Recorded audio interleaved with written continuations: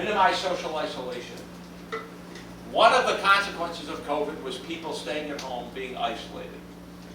We know that social isolation is one of the worst things for people. The internet is already doing a very good job of keeping people isolated. We don't need to make it worse.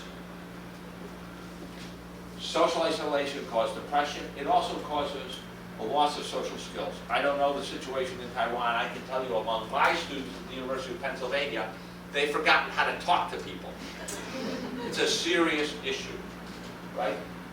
One of the things that happened is during pandemics, lots of public spaces, parks, beaches, playgrounds were closed.